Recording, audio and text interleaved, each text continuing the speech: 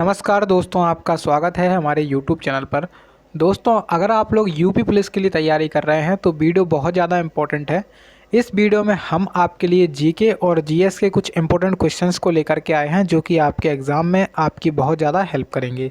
तो चलिए शुरुआत करते हैं हम इस वीडियो की। आपको वीडियो में अंत तक बने रहना है जिससे कि आपको कोई बेनिफिट हो सके। उसी के साथ साथ अभी तक आप लोगों ने हमारे चैनल को सब्सक्राइब नहीं किया तो कर लीजिए, जिससे आपको हमारे आने वाले सभी वीडियोस के नोटिफिकेशन मिलते रहेंगे। देखिए, हम आज का पहला क्वेश्चन देखते हैं। क्वेश्चन में आपसे पूछा गया है, आहार श्रृंखला में शाकाहारी कौन होते हैं? प्राथमिक उत्पादक, प्राथमिक उपभोक्ता, द्वितीयक उपभोक्ता या फिर जैव अपघटक। देखिए, आहार श्रृंखला होती क्या है? आहार श्रृंखला का मतलब आप लोग सीधा सीधा इतना समझ लीजिए कि कौन किसको खाता है। मतलब जैसे घास है उसको कौन खाता है? टिड्डा खाता है। और टिड्डे को कौन खाता है? इस तरीके से ये एक साइकिल चलती है। क्या चलती है? आहार साइकिल चलती है, उसी को कहा जाता है आहार श्रृंखला। ठीक है, तो ये जो है ना, उसमें शाकाहारी क्या चीज़ होती है? शाकाहारी होती है उसमें क्या चीज़? देखिए, प्राथमिक उत्पादक कौन होते हैं? जो कि प्राथमिक उत्पादक वो होते हैं जो कि सूर्य से अपना भोजन बनाते हैं। ठीक है, सूर्य से अपना भोजन तैयार करते हैं, उन्हें कहा जाता है प्राथमिक उत्पादक। ठीक है, उसके बाद प्राथमिक उपभोक्ता। प्राथमिक उपभोक्ता वो होते हैं जो कि क्या करते हैं, जो प्राथमिक उत्पादक को खाते हैं।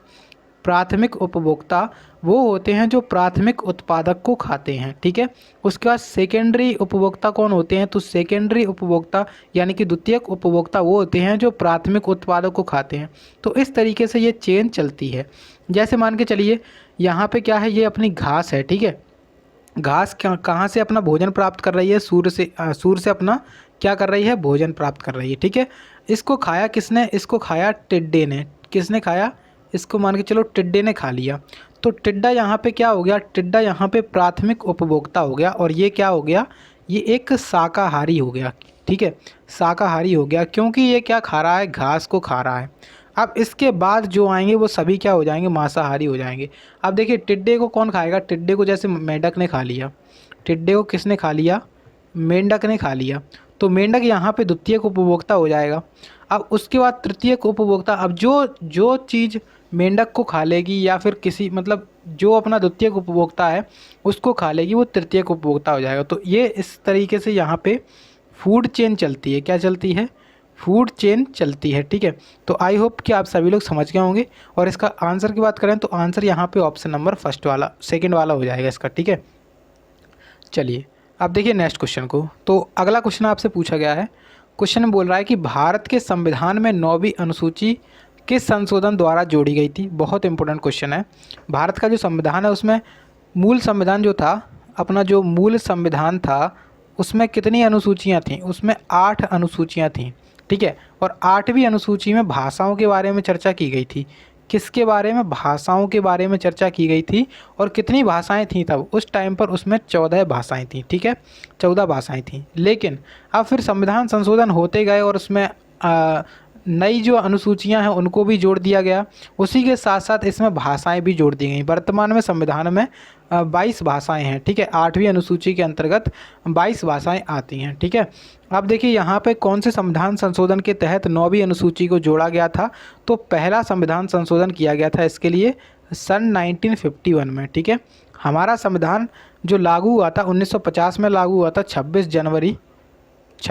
जनवरी 1950 को हमारा संविधान लागू हो गया था। ठीक है, अब उसके बाद जब पहला संशोधन हुआ तो उसके तहत 1951 में उसके तहत 9वीं अनुसूची को जोड़ा गया, जिसमें क्या जमींदारी व्यवस्था को ख़त्म कर दिया गया था और इसके तहत भूमि सुधार थे। ठीक है, तो 9वीं अनुसूची के अंतर्गत क्या आता है? तो 9वीं अनुसूची के अंतर्गत आता है भूमि सुधार। ठीक है, तो इसको आप लोग ध्यान रखेंगे, बहुत इंपॉर्टेंट है। अभी वर्तमान में कितनी अनुसूचियां हैं? तो अपने वर्तमान में 12 अनुसूचियां हैं। इसको भी आप लोग ध्यान रखेंगे, बहुत इंपॉर्टेंट रहेगा आपके लिए। ठीक है, चलिए अगला क्वेश्चन देखिए। ये क्वेश्चन भी बहुत ज़्यादा इंपॉर्टेंट है स्टैटिक जीके के पॉइंट ऑफ व्यू से। देखिए, इसमें पूछा गया है थांग टा एक मार्शल आर्ट के रूप में भारत के किस राज्य से जुड़ा हुआ है? इसको या फिर तो ऐसे लिखा जा सकता है थांग टा। ठीक है, तो यहाँ पे जो थांग टा डांस है या मार्शल आर्ट डांस है, ये कहाँ पे होता है? ये होता है मणिपुर राज्य में, ठीक है। मणिपुर का आंसर हो जाएगा, इसका राइट आंसर क्या हो जाएगा? मणिपुर, जो कि आपके लिए एग्जाम के लिए बहुत इंपॉर्टेंट रहेगा, ठीक है। मणिपुर में हो गया थांगटा। अब देखिए मार्शल आर्ट डांस हैं, जैसे एक अपना पंजाब राज्य है पंजाब, तो पंजाब में भी मार्शल आर्ट डांस होता है, उसका नाम है गतका। क्या नाम है? गतका। तो अगर क्वेश्चन पूछे जाए कि गतका का संबंध किस राज्य से है, तो आप लगाएंगे आंसर पंजाब से। उसके बाद आपसे कर्नाटक का भी पूछता है, तो कर्नाटक का एक है कलियारी पट्टू, कलियारी पट्टू, ठीक है। तो कलियारी पट्टू जो है ना वो कर्नाटक का है, इसको ध्यान रखेंगे। उसके बाद त्रिपुरा का आ जाता है, आपसे पूछ लेता है कि त्रिपुरा का बताइए, तो त्रिपुरा का है होजागिरी, ठीक है। त्रिपुरा में होजागिरी नामक एक मार्शल आर्ट डांस होता है, इसको ध्यान रखना है आपको। मिजोरम में कौन सा होता है? तो मिजोरम में एक होता है बम्बू डांस।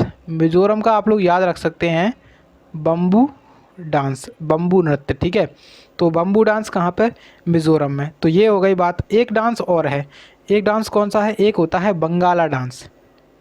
कौन सा हो गया? बंगाला डांस। तो बंगला डांस कहाँ पे होता है? ये होता है आपका मेघालय में, ठीक है, मेघालय। तो ये इम्पोर्टेंट डांस हैं जो को आपको याद रखने हैं, एग्ज़ाम के पॉइंट ऑफ व्यू से बहुत इंपॉर्टेंट है। चलिए अब देखिए अगले क्वेश्चन को। तो नेक्स्ट आपसे पूछ रहा है क्वेश्चन कि हरित क्रांति का अर्थ क्या है। देखिए सबसे पहले अगर हम बात करते हैं कि हरित क्रांति जो है ना इसका अर्थ क्या है, तो इसका अर्थ क्या है? इसका अर्थ है, हरित क्रांति का अर्थ क्या है? तो कृषि की आधुनिक विधियों का उपयोग करके प्रति एकड़ फसल की उपज को बढ़ाना ही क्या है? हरित क्रांति का अर्थ है, ठीक है। तो राइट आंसर इसका हो जाएगा ऑप्शन नंबर 4 वाला। अब देखिए हरित क्रांति के बारे में बात की जाती है, तो हरित क्रांति जो है ना इसके जनक भारत में अलग हैं और विश्व में अलग हैं। तो भारत में सबसे पहले तो विश्व की बात कर लेते हैं। तो विश्व में हरित क्रांति की जो शुरुआत हुई थी 1960 में की गई थी, नॉर्मन बोरलॉग के द्वारा, नॉर्मन बोरलॉग के द्वारा, ठीक है। नॉर्मन बोरलॉग के द्वारा इसकी शुरुआत की गई थी, ध्यान रखेंगे। उसी के उपलक्ष्य में इन्हें वर्ष 1970 में नोबल शांति पुरस्कार मिला था, ठीक है। नोबल का शांति पुरस्कार मिला था, इसको भी आप लोग ध्यान रखेंगे, ठीक है। उसके बाद अगर बात की जाए, ये तो हो गई विश्व की बात, ये कहाँ की हो गई? ये विश्व की बात हो गई। तो भारत में जो हरित क्रांति है उसकी शुरुआत किसने की थी? तो उसकी शुरुआत की थी MS स्वामीनाथन ने, ठीक है, MS स्वामीनाथन ने। तो और ये कब की थी? तो 1966 से 67 आप लोग लगा सकते हैं, ठीक है। तो 1966 से 67 के टाइम पर ये क्या की गई थी? इसकी शुरुआत की गई थी। और MS स्वामीनाथन भारत में हरित क्रांति के जनक के रूप में जाने जाते हैं और विश्व में नॉर्मन बोरलॉग जाने जाते हैं। नेक्स्ट क्वेश्चन देखिए, पूछ रहा है क्वेश्चन में कि USB पेन ड्राइव किस प्रकार की स्टोरेज डिवाइस है।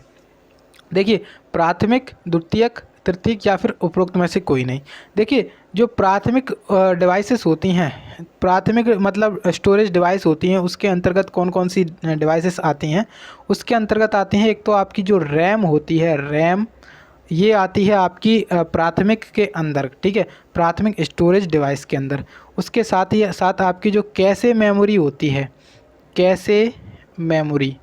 कैशे मेमोरी जो होती है वो भी आपकी इसी के अंदर आती है। अब देखिए यहाँ पे रैम जो है ना इसका फुल फॉर्म आप लोग लिख सकते हैं random access memory, random access memory, ठीक है, रैंडम एक्सेस मेमोरी इसका फुल फॉर्म होता है। उसके बाद देखिए यहाँ पे जो द्वितीयक है ना, द्वितीयक के अंतर्गत आ जाएगी अपनी USB, मतलब जो कंप्यूटर में पहले से लगी है और जो कम समय के लिए जो स्टोरेज है ना डिवाइस के अंदर। देखिए जो अपने कंप्यूटर है उसमें पहले से लगी है, ये प्राथमिक डिवाइसेस होती हैं, ठीक है, प्राथमिक स्टोरेज डिवाइस। इनमें जो डेटा होता है वो कम समय के लिए क्या रहता है? स्टोर रहता है। जैसे ही अपनी जो बिजली कट होती है तो इसका सारा डेटा चला जाता है। तो इसी को कहते हैं अपन क्या? इसी को कहते हैं अपन प्राथमिक storage devices. Secondary storage devices में अपनी USB आ जाएगी। USB का फुल फॉर्म भी आप लोग जान सकते हैं, तो यूनिवर्सल रिसोर्स, यहाँ पे USB का फुल फॉर्म आपको बताना है। तो यूनिवर्सल सीरियल बस, क्या होता है इसका फुल फॉर्म? यूनिवर्सल सीरियल बस, ठीक है, सीरियल बस, तो इसका फुल फॉर्म ये होता है, ठीक है। चलिए नेक्स्ट क्वेश्चन देखिए। अब नेक्स्ट आपसे क्वेश्चन पूछ रहा है कि राष्ट्रीय सुरक्षा परिषद यानी कि नेशनल सिक्योरिटी काउंसिल भारत का मुख्यालय कहाँ पर स्थित है? तो नेशनल सिक्योरिटी काउंसिल जो है ना, इसका मुख्यालय की बात करें तो इसका मुख्यालय महाराष्ट्र मुंबई में स्थित है। ठीक है, महाराष्ट्र मुंबई में स्थित है। इसकी स्थापना बहुत ज़्यादा बार पूछी जाती है कि इसकी स्थापना कब हुई थी। तो जो अपना ये संस्थान है NSC यानी कि नेशनल सिक्योरिटी काउंसिल, तो इसकी स्थापना हुई थी 4 मार्च 1960 को। ठीक है, सॉरी 1966 को, 4 मार्च 1966 को इसकी स्थापना हुई थी। बहुत ज़्यादा इंपॉर्टेंट है। इसके अंतर्गत ये मतलब किसके अंतर्गत आता है? तो ये आता है श्रम मंत्रालय ने इसकी स्थापना की थी। इसको भी आप लोग ध्यान रख सकते हैं। तो किसने इसकी स्थापना की थी? श्रम मंत्रालय के द्वारा इसकी स्थापना की गई थी। इसको भी आपको ध्यान रखना है। नेक्स्ट क्वेश्चन देखिए, पूछ रहा है कि हंगरी की राजधानी क्या है? अब देखिए हंगरी यहाँ पे एक देश है, इसकी राजधानी पूछी गई है। तो इसकी राजधानी होती है बुडापेस्ट। क्या है इसकी राजधानी? बुडापेस्ट। अब देखिए हेलेंस्की आया है, लिस्बन आया है, ब्रुसेल्स आया है। तो ये सभी किस किस की राजधानी है? हेलेंस्की जो है ना वो फिनलैंड की राजधानी है। कहाँ की है? फिनलैंड की राजधानी का नाम क्या है? हेलेंस्की। और बुडापेस्ट आपको पता है हंगरी की राजधानी है। लिस्बन और ब्रुसेल्स, ब्रुसेल्स किसकी राजधानी है? बेल्जियम की। ठीक है, बेल्जियम की राजधानी क्या है? ब्रुसेल्स बेल्जियम की राजधानी है। उसके बाद जो लिस्बन है, लिस्बन कहाँ की राजधानी है? पुर्तगाल की राजधानी है। ठीक है, अब पुर्तगाल के एक बहुत फेमस खिलाड़ी हैं फुटबॉल के, उनका नाम आपको मुझे कमेंट करके बताना है कि पुर्तगाल के बहुत फेमस खिलाड़ी का नाम क्या है। ठीक है, चलिए अब देखिए नेक्स्ट क्वेश्चन को। नेक्स्ट आपसे क्वेश्चन पूछ रहा है कि नल्लमाला पहाड़ियाँ निम्नलिखित में से किस राज्य में स्थित हैं? तो नल्लमला जो पहाड़ियाँ हैं वो आंध्र प्रदेश राज्य में स्थित हैं। आंध्र प्रदेश इसका राइट आंसर हो जाएगा। क्या हो जाएगा इसका राइट आंसर? आंध्र प्रदेश। नल्लमला की पहाड़ियाँ कहाँ पर स्थित हैं? आंध्र प्रदेश में। एक पहाड़ियाँ और हैं जिसका नाम है नीलगिरी की पहाड़ियाँ। नीलगिरी की पहाड़ियाँ ये कहाँ पर हैं? तो ये आपकी तमिलनाडु राज्य में स्थित हैं। एक आपकी पारसनाथ की पहाड़ियाँ हैं, पारसनाथ की पहाड़ियाँ। तो पारसनाथ की पहाड़ियाँ कहाँ पर हैं? झारखंड में। इसको भी आपको ध्यान रखना है। ठीक है, चलिए अब नेक्स्ट क्वेश्चन की तरफ चलते हैं। नेक्स्ट क्वेश्चन देखिए, पूछ रहे हैं क्वेश्चन में आपसे कि सर्वोच्च न्यायालय के न्यायाधीश के रूप में नियुक्त व्यक्ति को अपने पद धारण करने से पूर्व किसके द्वारा शपथ या प्रतिज्ञा करनी होती है? देखिए जब अपना सुप्रीम कोर्ट है उसका जो न्यायाधीश होता है उसको नियुक्त व्यक्ति, जो न्यायाधीश के पद पर नियुक्त होता है, उस व्यक्ति को अपने पद को धारण करने से पहले एक शपथ लेनी होती है। और उसको शपथ कौन दिलाने का कार्य करता है, ये आपसे पूछा गया है कि जो सुप्रीम कोर्ट का जज होता है, न्यायाधीश होता है, इसको शपथ कौन दिलाता है? तो सुप्रीम कोर्ट के जज को शपथ दिलाने का कार्य रहता है अपना राष्ट्रपति का। ठीक है, राष्ट्रपति का कार्य रहता है वैसे, लेकिन राष्ट्रपति या उनके द्वारा नियुक्त कोई भी व्यक्ति अगर जो है ना उनके सामने जो है ना सुप्रीम कोर्ट के जज क्या ले सकते हैं? शपथ ले सकते हैं। तो राइट आंसर इसका लगा लीजिएगा ऑप्शन नंबर सेकंड वाला। अब देखिए इनमें ऐसा चलता है जैसे अपना जो राष्ट्रपति है इसको शपथ दिलाने का कार्य कौन करते हैं? तो इसको शपथ दिलाने का कार्य करते हैं अपने सुप्रीम कोर्ट के मुख्य न्यायाधीश यानी कि चीफ जस्टिस ऑफ इंडिया। ठीक है, उसी तरीके से आप लोग इसमें उल्टा कर सकते हैं कि चीफ जस्टिस ऑफ इंडिया कौन दिलाएंगे? तो राष्ट्रपति दिलाएंगे या फिर उनके द्वारा कोई नियुक्त व्यक्ति दिलाएगा। ठीक है, तो इस तरीके से होगा। नेक्स्ट क्वेश्चन देखिए, क्वेश्चन पूछ रहा है इटाई रोग किसके कारण होता है? क्वेश्चन इंपॉर्टेंट है। इटाई रोग, देखिए इटाई रोग जो है ना वो किसकी कमी के कारण होता है? इटाई रोग होता है अपना कैडमियम की कमी के कारण। ठीक है, किसके कारण? कैडमियम। तो यहाँ पे कैडमियम के कारण, कैडमियम को CD के रूप में लिखा जा सकता है। तो CD, कैडमियम के कारण क्या होता है? इटाई रोग होता है। अब देखिए मरकरी आया है, आर्सेनिक और नाइट्रेट, ये भी आपको पता होना चाहिए। तो मरकरी के कारण कौन सा रोग होता है? जब मरकरी की अपने शरीर में उपस्थिति ज़्यादा हो जाती है तो उस टाइम पर अपने रोग मतलब कौन सा होता है? तो होता है मिनी माता रोग होता है। ठीक है, उसके बाद आर्सेनिक की जो है ना, आर्सेनिक के कारण कौन सा रोग होता है? तो ब्लैक फुट। ठीक है, उसके बाद यहाँ पे आया है नाइट्रेट। तो नाइट्रेट जो है ना उसके कारण कौन सा हो जाता है? Blue baby syndrome. कौन सा? Blue baby syndrome. ठीक है, ब्लू बेबी सिंड्रोम इसके कारण होता है, ध्यान रख सकते हैं आप लोग। देखिए सबसे पहले एटाई रोग जो कि कैडमियम के कारण होता है। अब यहाँ पे आता है मिनी माता रोग जो कि अपना मरकरी के कारण होता है। ब्लैक फुट रोग जो कि अपना आर्सेनिक के कारण होता है। और ब्लूबेरी सिंड्रोम नाइट्रेट के कारण होता है, ठीक है। चलिए नेक्स्ट देखते हैं। अगला क्वेश्चन देखेंगे तो पूछ रहा है क्वेश्चन में कि उत्तर प्रदेश के निम्नलिखित में से किस जिले में हर साल बटेश्वर मेले का आयोजन किया जाता है। देखिए बटेश्वर मेला जो है ना वो आगरा में लगता है, मतलब आगरा में लगता है, आगरा जिला है, वहाँ पर स्थित एक स्थान है बटेश्वर। आगरा से लगभग 70 किलोमीटर की लगभग दूर होगा। वहाँ पर आगरा से स्थित एक बटेश्वर स्थान है, वहाँ पर ये मेला लगता है, ठीक है। ये मेला क्या लगता है, वहाँ पर लगता है। तो आंसर इसका हो जाएगा ऑप्शन नंबर डी वाला। नेक्स्ट क्वेश्चन देखिए। अगला क्वेश्चन पूछ रहा है यहाँ पे पंचवर्षीय योजना से क्वेश्चन है। पूछा गया क्वेश्चन में कि निम्नलिखित पंचवर्षीय योजनाओं में से कौन सी योजना अनावृष्टि और 2 युद्धों के कारण प्रभावित हुई थी। देखिए प्रथम पंचवर्षीय योजना, तृतीय पंचवर्षीय योजना, पंचम पंचवर्षीय योजना या फिर छठवीं पंचवर्षीय योजना। अब देखिए यहाँ पे अनावृष्टि और 2 युद्ध हुए थे उस टाइम पर, जिसके कारण क्या हो गई थी, प्रभावित हो गई थी। तो कौन सी पंचवर्षीय योजना थी, तो वो पंचवर्षीय योजना थी, सबसे पहले तो आपका आंसर होगा तीसरी पंचवर्षीय योजना, ठीक है। पंचवर्षीय योजना की शुरुआत हुई थी 1951 में। पहली पंचवर्षीय योजना चली थी, जो फर्स्ट पंचवर्षीय योजना थी वो चली थी 51 से 56 तक, ठीक है। उसके बाद जो सेकेंड पंचवर्षीय योजना आई 1956 से लेकर के 61 तक। और तीसरी पंचवर्षीय योजना आई 1961 से लेकर के 66 तक, ठीक है। इसी टाइम पर क्या हुआ था, याद करिए, इसी टाइम पर क्या हुआ था, इसी टाइम पर जो तीसरी पंचवर्षीय योजना थी, इसी टाइम पर युद्ध लड़े गए थे।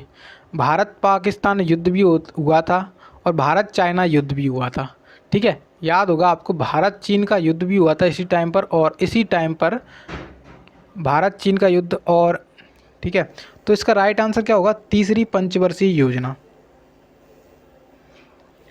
देखिए अपनी जो तीसरी पंचवर्षीय योजना थी इस टाइम पर क्या हुआ था, भारत चीन युद्ध। एक तो अपना भारत चीन युद्ध हुआ था, वो कब हुआ था, तो 1962 में भारत चीन युद्ध हुआ था, और 1965 में भारत पाकिस्तान युद्ध हुआ था, ठीक है। इसको ध्यान रखेंगे। उसके बाद पांचवी पंचवर्षीय योजना ये कब चलाई गई थी, तो ये 1974 से 1978 तक चली थी, यानी कि 4 साल ही चली थी। तो ऐसा क्वेश्चन इसमें पूछा जाता है कि कौन सी पंचवर्षीय योजना को पूर्ण होने से 1 साल पहले ही समाप्त कर दिया गया था, बंद कर दिया गया था, तो वो थी पांचवी पंचवर्षीय योजना। और ठीक है, और ये किसने किया था, तो ये मोरारजी देसाई की उस टाइम पर क्या आ गई थी, सरकार आ गई थी, इस वजह से उन्होंने इसे बंद कर दिया था, ठीक है। तो यहाँ पे आप लोग आंसर लगा सकते हैं, इसका ऑप्शन नंबर कौन सा वाला, दूसरा वाला इसका आंसर सही हो जाएगा।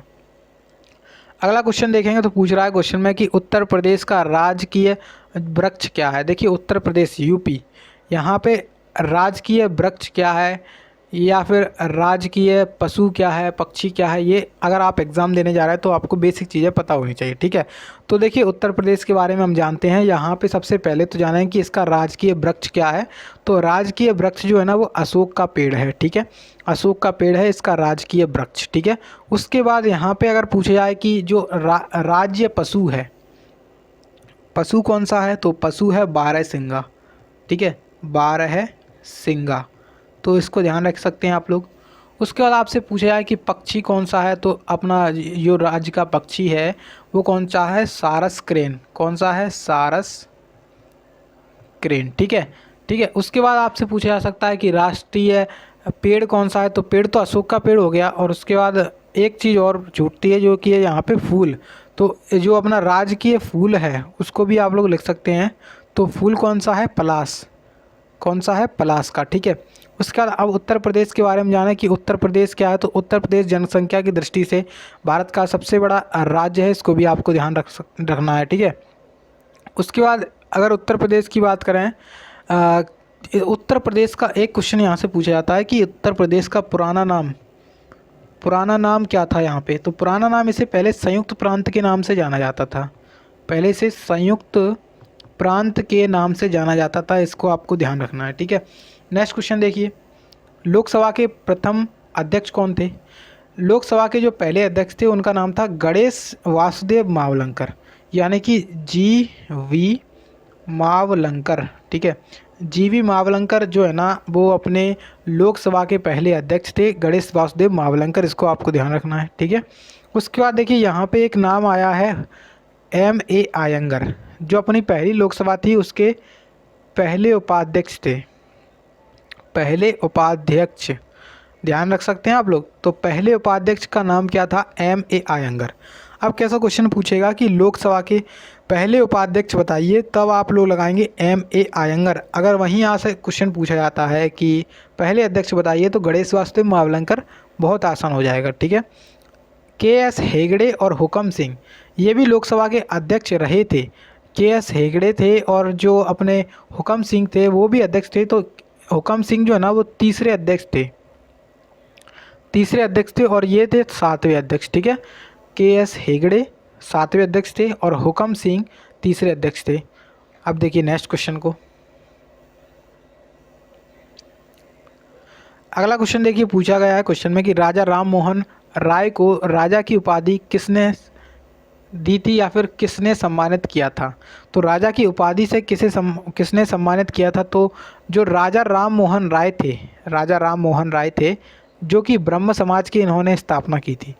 ब्रह्म समाज की स्थापना राजा राम मोहन राय के द्वारा की गई थी, इतना आपको पता होगा। अगर नहीं पता है तो लिख लीजिए आप लोग, ब्रह्म समाज की स्थापना किसने की थी? राजा राम मोहन राय ने की थी। अब देखिए यहाँ पे राजा की उपाधि देने वाले, इन्हें पहले इनका नाम मोहन राय, अब इन्हें राजा राम मोहन राय इनका नाम है। अब इनका नाम क्या हो गया? राजा राम मोहन राय। तो राजा की जो उपाधि है वो किसने दे दी थी इन्हें? तो मुग़ल सम्राट जो अकबर द्वितीय था उनके द्वारा इसे इन्हें राजा राम मोहन राय मतलब राजा की उपाधि दे दी गई थी, ठीक है। जो मुग़ल बादशाह अकबर द्वितीय था उसके द्वारा इन्हें ब्रिटेन भेजा गया था, इनकी जो पेंशन रुकी हुई थी या फिर उन्हें बढ़ाने के उद्देश्य से, ठीक है। चलिए अब देखिए नेक्स्ट क्वेश्चन को। तो अगला आपसे पूछा गया है क्वेश्चन में कि भारत में उत्तर प्रदेश का क्षेत्रफल के आधार पर कौन सा स्थान है? देखिए अब हम क्षेत्रफल की दृष्टि से बात करते हैं तो आपको क्षेत्रफल के दृष्टि से राज्य पता होने चाहिए, कम से कम 5 नहीं तो 4 तो आपको याद होने चाहिए। देखिए सबसे पहले जो अपना क्षेत्रफल की दृष्टि से सबसे बड़ा राज्य है वो अपना है राजस्थान, ठीक है। ये यहाँ पे क्षेत्रफल की दृष्टि से राज्य चल रहे हैं। सबसे पहले राजस्थान, उसके बाद अपना सेकंड नंबर पे आता है मध्य प्रदेश, तीसरे नंबर पे कौन सा आता है? अपना महाराष्ट्र आता है, चौथे नंबर पे अपना उत्तर प्रदेश आता है और 5वें नंबर पे वैसे पूछा नहीं जाएगा और पूछा जाता है तो 5वें नंबर पे क्या आता है? गुजरात। यानी कि सबसे बड़ा कौन सा है क्षेत्रफल में? राजस्थान है, उसके बाद मध्य प्रदेश, फिर यहाँ पे महाराष्ट्र और फिर यूपी। यानी कि यूपी हमारा चौथे नंबर पे है, तो यहाँ पे चौथा इसका राइट आंसर हो जाएगा, ऑप्शन नंबर 3 वाला, ठीक है। अब यूपी में यहाँ पे आया है तो यूपी में सबसे ज़्यादा लोकसभा की सीटें भी हैं और विधानसभा की सीटें भी हैं और राज्यसभा की सीटें भी हैं। तो लोकसभा की सीटें कितनी हैं? 80 हैं और राज्यसभा की सीटें कितनी हैं? 31 हैं, ठीक है। और विधानसभा जो है ना इसकी सीटों की संख्या कितनी है? तो 403 + 1, ठीक है। इसको ध्यान रखेंगे, बहुत ज़्यादा इम्पोर्टेंट है। नेक्स्ट क्वेश्चन देखिए, माइक्रोसॉफ्ट एक्सेल सीट में सूत्र से पहले निम्नलिखित में से किस प्रतीक का उपयोग किया जाता है? देखिए कोई भी अगर फॉर्मूला लिखना है आपको, माइक्रोसॉफ्ट जो एक्सेल होता है उसमें कोई भी फॉर्मूला लिखना है, उसमें आपको सबसे पहले फॉर्मूले से पहले =, का साइन बनाना पड़ेगा, बराबर का चिन्ह बनाना पड़ेगा, तब आप उस फॉर्मूले को लिख पाएंगे और वो फॉर्मूला कार्य करेगा, ठीक है। अगला क्वेश्चन देखिए, इस पूछ रहे हैं कि निम्नलिखित में से कौन सी नदी उत्तर प्रदेश के सहारनपुर ज़िले से निकलती है? तो कौन सी नदी है जो उत्तर प्रदेश के सहारनपुर ज़िले से निकलती है? तो हिंडन नदी। कौन सी नदी है? हिंडन नदी है ना, वो उत्तर प्रदेश के सहारनपुर ज़िले से निकलती है। नेक्स्ट क्वेश्चन, नेक्स्ट आपसे पूछा गया है कि भारी जल का रासायनिक नाम क्या होता है? देखिए भारी जल जो है ना इसे ड्यूटेरियम ऑक्साइड यानी कि D2O भी कहा जाता है। तो ड्यूटेरियम ऑक्साइड भारी जल, ठीक है। तो भारी जल इसका राइट आंसर हो जाएगा ड्यूटेरियम ऑक्साइड। नेक्स्ट क्वेश्चन देखिए, नेक्स्ट हमारा लास्ट क्वेश्चन रहेगा, एंगस्ट्रॉम किसकी इकाई है? देखिए जो एंगस्ट्रॉम है ना वो किसकी इकाई है? एंगस्ट्रॉम किसकी इकाई है? तो तरंग दैर्घ्य को जो मापने की इकाई है उसे एंगस्ट्रॉम कहते हैं। तरंग दैर्घ्य को मापन के लिए एंगस्ट्रॉम का यूज़ किया जाता है। उसके साथ साथ यहाँ पे ऊर्जा दी गई है, तो ऊर्जा को जूल के द्वारा मापा जाता है। आवृत्ति जो है ना वो हर्ट्ज में मापते हैं, ठीक है, हर्ट्ज में मापते हैं। और वेग तो आपको पता ही है मीटर प्रति सेकंड में। वेग जो अपना होता है वो उसे मीटर प्रति सेकंड के द्वारा मापा जाता है, उसकी इकाई होती है, ठीक है। तो तरंग दैर्घ्य के लिए एंगस्ट्रॉम, ऊर्जा के लिए जूल, आवृत्ति के लिए हर्ट्ज और वेग के लिए मीटर प्रति सेकंड। तो ये यहाँ पे आज के क्वेश्चंस थे। आई होप कि आप सभी लोगों ने अभी तक सारे क्वेश्चंस को देखा होगा। अगर आपको वीडियो पसंद आई है तो प्लीज़ वीडियो को लाइक और चैनल को सब्सक्राइब जरूर करिएगा।